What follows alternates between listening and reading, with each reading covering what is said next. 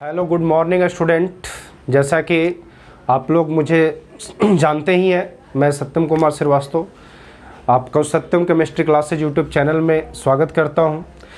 जैसा कि बहुत सारे वीडियो हमने इससे पहले भी अपलोड किए हैं, लेकिन वो बीएससीबी के लेवल का हमने वीडियो अपलोड किया था। आज हम आप सभी के जो है से लिए, आप सभी स्टूडेंटों के लिए हमने एक सीबीएसई के लिए भी लेक्चर जो है बनाने जा रहा हूं। और सीबीएसई जो क्लास 12th के स्टूडेंट हैं उनके लिए खासकर ये जो अभी का लेक्चर है ये बहुत ज़रूरी है उनके लिए। और उनके लिए सबसे पहला हम चैप्टर जो यहाँ पर बताने जा रहे हैं वह है सॉल्यूशन। तो बच्चों, इंग्लिश मीडियम वाले जो भी स्टूडेंट्स हैं इसको ध्यान से पढ़ेंगे और जो भी कुछ इससे संबंधित उनके प्रॉब्लम्स होंगे वो कमेंट बॉक्स में डालेंगे। और इस यूट्यूब चैनल को ज़्यादा से ज़्यादा लाइक, सब्सक्राइब और शेयर करेंगे और ज़्यादा नोटिफिकेशन के लिए आप बेल आइकन को प्रेस करेंगे। तो आइए देखते हैं अब यहाँ पर जो चैप्टर हम आपको पढ़ाने जा रहे हैं बच्चों, फिजिकल केमिस्ट्री का ये चैप्टर नंबर 2 है सॉल्यूशन। तो सॉल्यूशन जो चैप्टर है ये एक कई जो कह सकते हैं बहुत इंपॉर्टेंट चैप्टर है सभी बोर्डों के हिसाब से। तो आपके बोर्ड के हिसाब से भी आपको जो है ये चैप्टर को प्राइमरी देना है। तो सबसे पहले हम इस चैप्टर में जानेंगे इंट्रोडक्शन के बारे में। तो इंट्रोडक्शन में क्या है कि देखो सॉल्यूशन बच्चों होता क्या है। तो दरअसल सॉल्यूशन के बारे में हमने इंट्रोडक्शन में यहाँ पर क्या लिखा है कि solution is a homogeneous mixture of 2 और मोर देन 2 कंपाउंड्स। थोड़ा सा बच्चों डिफिनेशन पे ध्यान देना, क्या कहता है solution is an homogeneous mixture. Homogeneous mixture क्या होता है बच्चों? जैसे होमोजेनियस मिक्सचर के बारे में आपने 9th क्लास वगैरह में पढ़ा होगा। तो होमोजेनियस मिक्सचर क्या होता है? तो वैसे मिक्सचर को कहते हैं जिसमें दो जो कंपोनेंट्स होते हैं, जो कंपाउंड होते हैं वो आपस में 100% सॉल्युबल होते हैं, या कह सकते हैं आपस में ऐसे मिल जाते हैं कि फिर उनमें आपको डिफरेंस पता नहीं चलता है। जैसे हम आपको यहाँ एग्जाम्पल के रूप में दे रहे हैं, जैसे common salt in water. Common salt in water का मतलब क्या होता है बच्चों कि जैसे वाटर में हम जब भी सॉल्ट को डालते हैं तो क्या होता है, सॉल्ट आप देखते होंगे पूरा डिजॉल्व हो जाता है। तो सॉल्ट जब पूरा डिजॉल्व हो जाता है तो क्या होता है कि आपको फिर उस वाटर में सॉल्ट के पार्टिकल्स दिखते नहीं है, वो बिल्कुल 100% क्या हो जाते हैं, उसमें जाकर सॉल्युबल हो जाते हैं, घुल जाते हैं। तो वैसे मिक्सचर को हम लोग क्या कहते हैं, सॉल्यूशन कहते हैं। जैसे अल्कोहल इन वाटर, आप वाटर में अल्कोहल मिलाओ या अल्कोहल में वाटर मिलाओ तो आपको फिर फर्क नहीं पता चलता है कि कौन किस में मिक्स्ड है, क्योंकि वो उसके जैसा हो जाता है। और जैसे ही फिर आप देखोगे जैसे बंद बोतल में जैसे कोल्ड ड्रिंक्स वगैरह या जो भी आता है, जो पैकेज के सामान आते हैं, जो खासकर लिक्विड सब्सटेंस होते हैं, तो उन लिक्विड सब्सटेंस में आप देखोगे कि आप जब उनके जो कह सकते हो कि ढक्कन को खोलते हो तो एक गैस रिलीज होता है, और वो जो गैस रिलीज होता है वो दरअसल CO2 गैस होता है। तो वो CO2 गैस उसमें क्या होता है, इन्वॉल्व होता है, उसमें सॉल्युबल होता है। तो यानी कहने का मतलब है कि CO2 इन वाटर ये भी क्या है, एक होमोजेनियस मिक्सचर है जो कि बाहर से पता नहीं चलता कि उसमें CO2 डिजॉल्व है या नहीं है। तो इसलिए इसको भी हम क्या कह सकते हैं, इसको हम कह सकते हैं होमोजेनियस मिक्सचर। और जितने भी बच्चों होमोजेनियस मिक्सचर है इस कह सकते हैं हमारे नेचर में, वो सारे के सारे क्या कहलाएंगे, सॉल्यूशन कहलाएंगे। ओके, अब देखिए इसके बाद हम आपको बच्चों इस सॉल्यूशन में कुछ नोट पॉइंट बताने जा रहे हैं। इसे काफी आप ध्यान से समझिएगा, जो काफी इनिशियल पॉइंट होते हैं। और अक्सर ऐसा होता है कि आप चैप्टर का इंट्रोडक्शन जाते हैं लेकिन उसके बहुत सारे इनिशियल पॉइंट को ना जानकर आपको टॉपिक आगे बढ़ा दिया जाता है, और फिर आप जो है ये सब छोटी छोटी पॉइंट्स को आपको पता नहीं होता है। तो ये ऐसा नहीं है, इसमें आपको एक से एक छोटा से छोटा पॉइंट भी नोट करना है ताकि आपका सॉल्यूशन 100% तैयारी में रहे और उसमें सारा कुछ आपको जानकारी में रहे। तो सबसे पहले देखिए नोट पॉइंट हमने क्या बताया बच्चों कि substance which are used to prepare are called क्या है, कंपोनेंट्स। यानी कि सब्सटेंस जिसको हम लोग यूज करते हैं ना, क्या प्रिपेयर करने के लिए, किस सॉल्यूशन को प्रिपेयर करने के लिए, उसको हम लोग क्या कहते हैं, तो कंपोनेंट्स कहते हैं। यानी जिस सब्सटेंस से सॉल्यूशन बनाया जाता है उसको आप कंपोनेंट्स कहोगे। इसको हिंदी में जनरली अवयव कहा जाता है, ठीक है। तो अब यहां पर देखेंगे कि दूसरा जो नोट पॉइंट कहता है बच्चों कि the component that is present in the largest quantity is known as solvent. यानी सॉल्यूशन में जो कंपोनेंट यानी जो सब्सटेंस लार्जेस्ट अमाउंट में रहता है, बहुत ज्यादा अमाउंट में होता है, उसको हम लोग क्या कहते हैं, सॉल्वेंट कहते हैं। याद रखोगे, यानी कि सॉल्यूशन दो तरह के कंपोनेंट से मिलकर बना होता है, फर्स्ट सॉल्यूट, सेकंड सॉल्वेंट। तो सॉल्यूट क्या होता है, तो देखिए दूसरा नोट पॉइंट हमने क्या बताया, the other component present in lesser amount. यानी कि कहने का मतलब है कि बहुत कम क्वांटिटी में मौजूद होगा यानी lesser quantity in the solution is known as solute, यानी कि जो सॉल्यूशन में कम अमाउंट में होगा, कम मात्रा में होगा, उसको आप क्या कहोगे? सॉल्यूट कहोगे। और जो सबसे तीसरा जो नोट पॉइंट हमने बताया है वो क्या कहता है कि ईच कंपोनेंट्स में भी सॉलिड, लिक्विड और इन गैसियस स्टेट, यानी कि कोई भी सबस्टेंस सॉल्यूशन का वो तीनों फेज में हो सकता है, सॉलिड में भी हो सकता है, लिक्विड में भी हो सकता है और गैसियस स्टेट में भी हो सकता है। और सबसे इंपॉर्टेंट पॉइंट, जो आखिरी पॉइंट हम बताने जा रहे हैं बच्चों, इसमें क्या कहता है? Solution which contain two components in it are called binary solution, यानी कहने का मतलब है कि कोई सॉल्यूशन अगर दो कंपोनेंट से बनाया, उसमें दो कंपोनेंट पाए जाएंगे तो आप उसको बाइनरी सॉल्यूशन कहोगे। सिमिलरली अगर उसमें तीन कंपोनेंट होंगे तो उसको टर्नरी सॉल्यूशन कहोगे, आगे क्वाटरनरी सॉल्यूशन कहोगे चार के लिए। इस तरीके से आप बढ़ाओगे। तो इसको आप बच्चों नोट करोगे। इसके बाद हम आगे टाइप्स ऑफ सॉल्यूशन बताते हैं।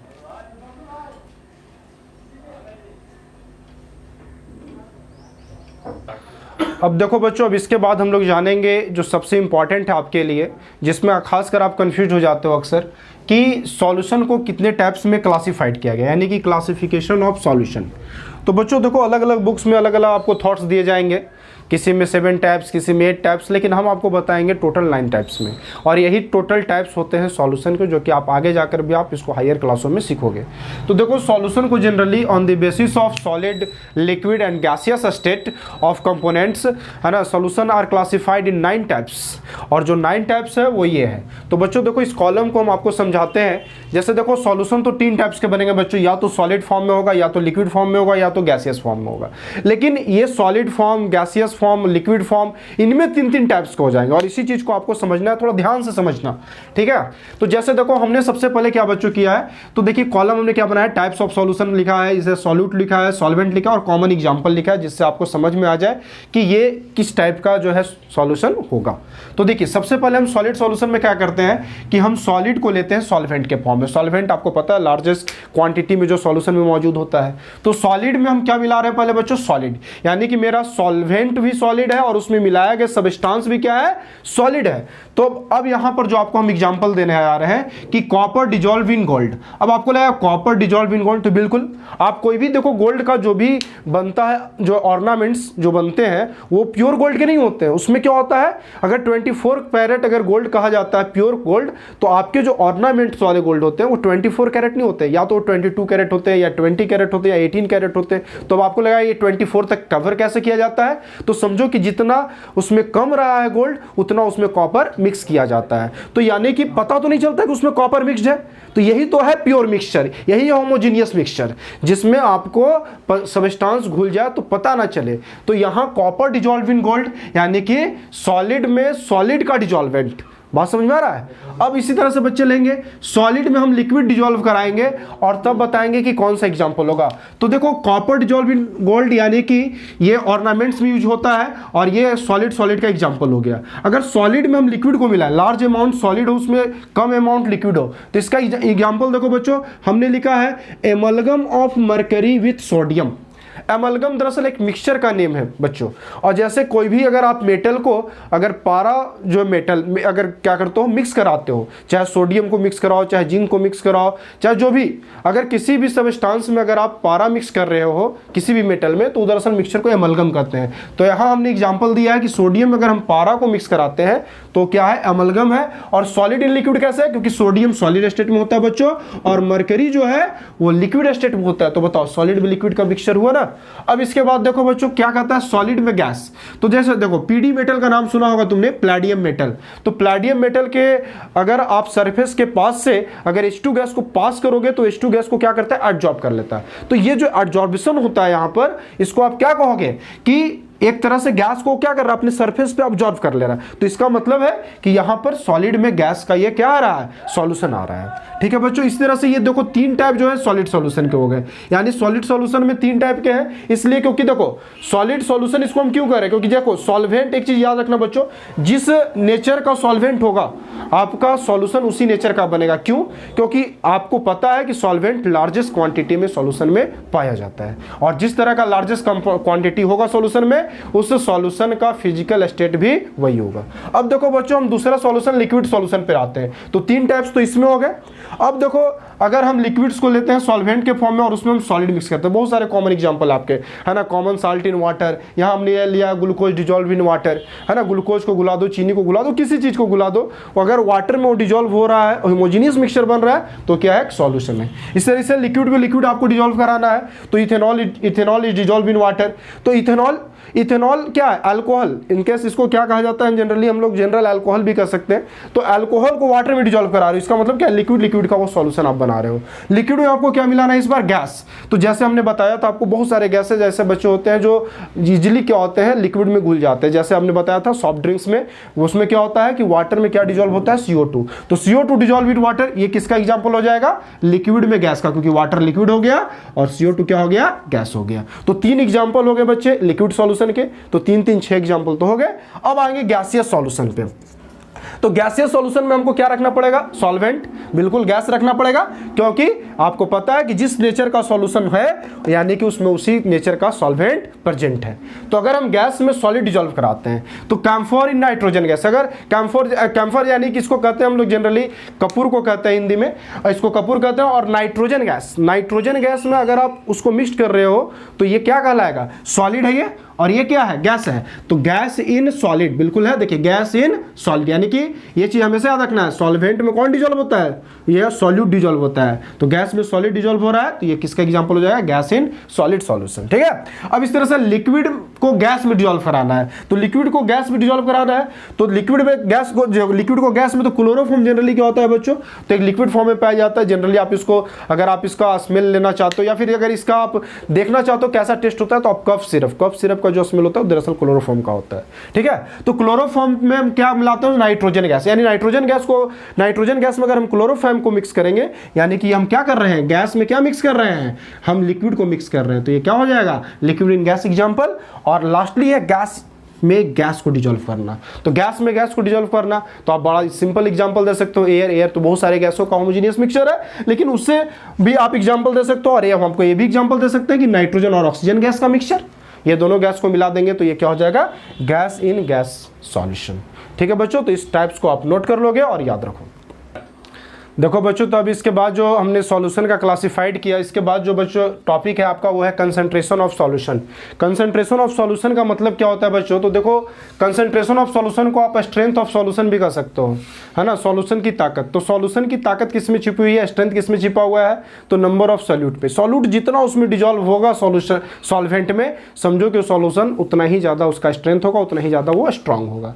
यानी इसका कॉमन डिफिनेशन क्या कहता है कि the amount of solute dissolve in per unit, है ना, और सॉल्यूशन और सॉल्वेंट, यानी कि कोई भी जो सॉल्यूट का जो अमाउंट है जो पर यूनिट, यानी है ना, सॉल्यूशन में या सॉल्वेंट में जो डिजॉल्व हो रहा है, उसी को हम लोग क्या कहते हैं, concentration of solution, and it is also called strength of solution.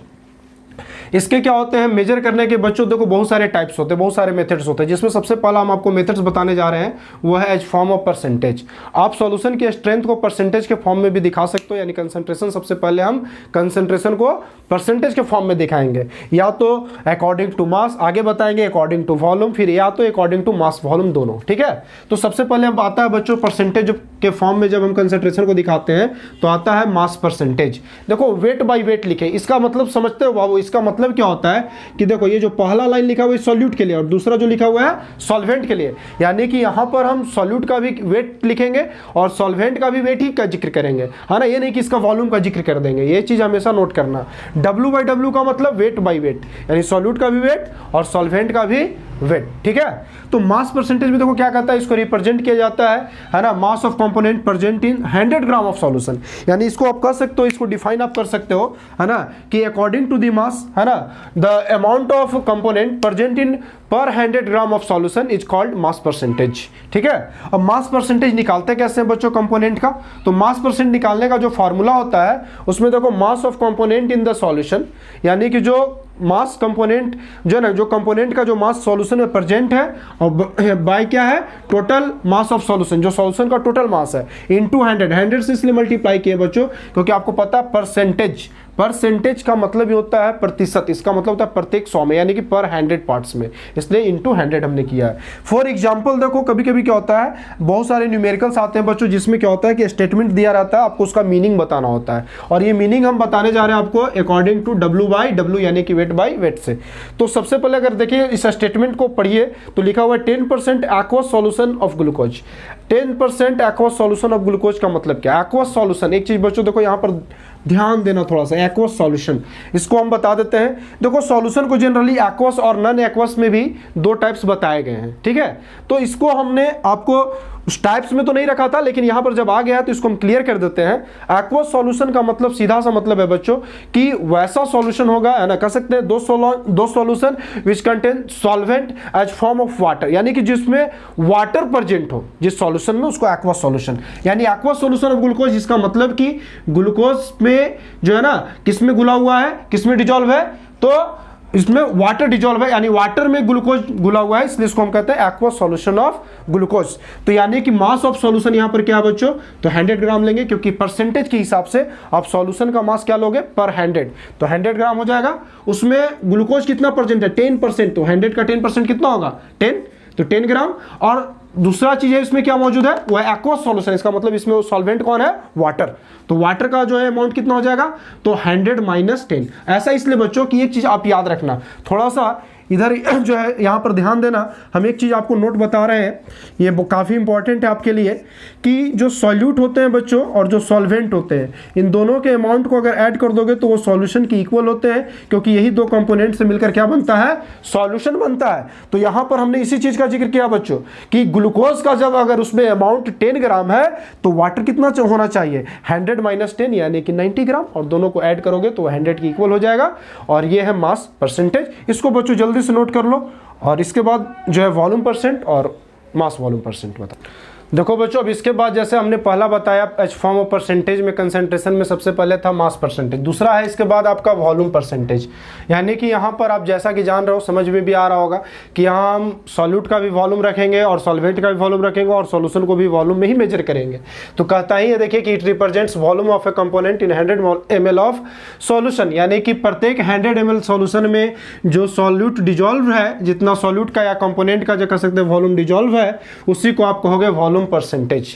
तो हमने यहां पर फॉर्मूला भी बच्चों नोट करा दिया आपको कि volume percentage of a component क्या हो जाएगा, शॉर्ट में VOL डॉट लिखे हैं वॉल्यूम को, volume of component by total volume of solution into 100। जैसा कि आप देख रहे हैं 20% O2 इन नाइट्रोजन गैस। इसका मतलब क्या है, इस स्टेटमेंट का मतलब क्या बच्चों, तो इसको हम वॉल्यूम बाई वॉल्यूम के अकॉर्डिंग अगर इसका हम निकालें मीनिंग, तो इसका मतलब कि जो ऑक्सीजन और नाइट्रोजन गैस के मिलने से जो सॉल्यूशन बना है वो टोटल 100 ml है, और उसमें 20 ml क्या है आपका ऑक्सीजन गैस, और नाइट्रोजन कितना हो जाएगा, तो जब O2 और N2 ही सिर्फ है तो 100 - 20 यानी कि 80 ml क्या है, नाइट्रोजन। और जैसा कि आपको हमने बताया बच्चों कि जो लार्जेस्ट अमाउंट होता है वो सॉल्वेंट का होता है, और जो लेजर अमाउंट होता है वो किसका होता है, सॉल्यूट का होता है। तो यहाँ ऑक्सीजन सॉल्यूट हो जाएगा, नाइट्रोजन सॉल्वेंट हो जाएगा। इसी तरीके से बच्चों देखो जो सबसे परसेंटेज में जो सबसे लास्ट कंसंट्रेशन होता है, जैसे एज फॉर्म ऑफ परसेंटेज में आपको 3 टाइप के कंसंट्रेशन निकालने को मिलेंगे। तो इसमें जो सबसे लास्ट और आखिरी टाइप्स है वो है मास बाई वॉल्यूम परसेंटेज, यानी W/V%। यानी कि ये ऐसा है कि जिसमें आपको वॉल्यूम का भी जिक्र करना है और मास का भी जिक्र करना है, यानी कि उसका जो है दोनों आपको ध्यान देना होगा। तो यहाँ डिफिनेशन क्या कहता है कि it represents mass of solute in 100 mass of solute in gram present in 100 ml of solution. यानी कि सॉल्यूट का यहाँ पर आप जो है ना ग्राम में मास जो है वो क्या करोगे, रिप्रेजेंट करोगे किसमें, पर 100 ml वॉल्यूम ऑफ सॉल्यूशन में। यानी कह सकते हो कि पर 100 ml वॉल्यूम ऑफ सॉल्यूशन में, यानी कि जितना सॉल्यूट का जो है ना मास ग्राम में डिजॉल्व है उसी को आप कह सकते हो मास बाई वॉल्यूम परसेंट। इसका फॉर्मूला है बच्चों कि mass by volume percent equal to mass of solute रखोगे, और ये चीज हमेशा याद रखोगे ग्राम में, और सॉल्यूशन का क्या होगा वॉल्यूम मिलीलीटर में, ml का मतलब मिलीलीटर इनटू 100। अब यहां पर देखो इसको समझने के लिए बच्चों हमने एक स्टेटमेंट दिया है 20% W/V। एक चीज याद रखना, आपको ये जरूर ब्रैकेट में देगा, कहीं अगर आपको वॉल्यूम बाई वॉल्यूम होगा तो ऐसे लिख देगा, है ना, मास बाई मास होगा यानी W/W होगा वो लिख देगा, और यहां लिखा हुआ है W/V। W/V मतलब कि वेट भी और वॉल्यूम भी याद रखोगे, है ना। तो यहां पर क्या कह रहा है, 20% W/V of aqueous solution of potassium iodide. इसका मतलब है कि 20% जो है एक्वस सॉल्यूशन है किसका, पोटेशियम आयोडाइड का। तो इसका मतलब कि सॉल्यूशन का हम वॉल्यूम में लेंगे ना, देखिए volume of solution in millilitre, तो कितना ले लिया हम 100 ml, और उसमें पोटेशियम आयोडाइड का मास कितना हो जाएगा 20 ग्राम। और एक्वस सॉल्यूशन का मतलब हमने बताया बच्चों कि जिसमें वाटर डिजॉल्व हो, यानी कह सकते हैं कि वैसा सॉल्यूशन जिसमें वाटर सॉल्वेंट के फॉर्म में हो उसको एक्वस, और जहां नॉन एक्वस रहेगा वहां वाटर सॉल्वेंट के फॉर्म में नहीं रहेगा, ये ध्यान में रखेंगे। तो यहाँ मास ऑफ सॉल्वेंट कितना हो जाएगा बच्चों, तो 100 माइनस 20 यानी कि 80 ग्राम। तो बच्चों आज के लेक्चर में हमने आपको सॉल्यूशन चैप्टर, उसका इंट्रोडक्शन, उसके जो है टोटल नोट्स पॉइंट्स, क्लासिफिकेशन और कंसंट्रेशन का पहला फॉर्म हमने परसेंटेज के फॉर्म में बता दिया है। इसके बाद नेक्स्ट वीडियो में आगे हम लेकर आएंगे कंसंट्रेशन का अगले टाइप्स को। आप इस वीडियो को देखेंगे और ध्यान से समझेंगे, जो भी प्रॉब्लम्स होगा उसको आप कमेंट बॉक्स में डाल देंगे। Thank you.